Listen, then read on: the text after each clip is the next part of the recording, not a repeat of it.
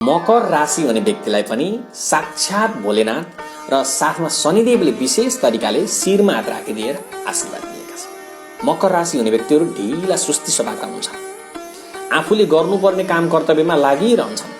अरूले चाहिँ हेपे पनि दबाए पनि डोमिनेट गरे पनि जतिसुकै चाहिँ थिचोमिचो गरे पनि सहन्छन्। तर एक दिन अवश्य पनि विजय भएर देखाउँछन् यी मकर राशि हुने व्यक्तिले। त्यही मकर राशिलाई जुन देवताले चाहिँ होइन परीक्षा लिँदै अगाडि बढ्दै गर्नुहुन्छ नि, तपाईँ चाहिँ बीचमै छोडेर हिँड्नुहुन्छ भनेदेखि त्यो परीक्षा तपाईँ असफल।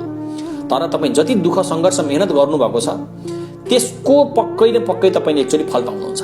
हो त्यस्तै किसिमले ढिलो गर्ने तर राम्ररी गर्ने तपाईँको यो मकर राशिको स्वभाव हो। त्यो हुनाले साक्षात भोलेनाथ र साथमा शनिदेवले तपाईँलाई प्रत्यक्ष आशीर्वाद दिएका छन्।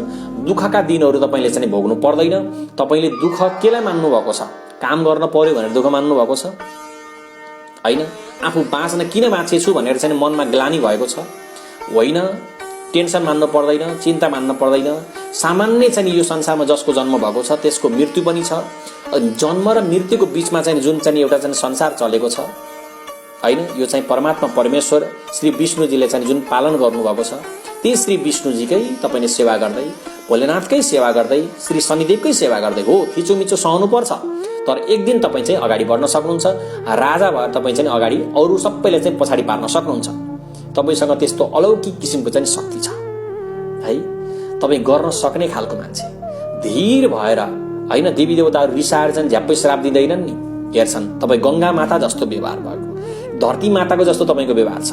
जतिसुकै जे गरे पनि, खनजोत गरे पनि होइन, चाहिँ तपाईँको चाहिँ मलमूत्र त्यागे पनि गङ्गाले सहन्छन्।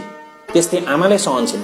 त्यस्तो तपाईँ सहेर अरू सबैको चाहिँ थिचोमिचो सहेर दुःख दर्द सामना गरेर पनि एकचोटि चाहिँ चम्केर देखाउने राशि हो तपाईँ मकर राशि।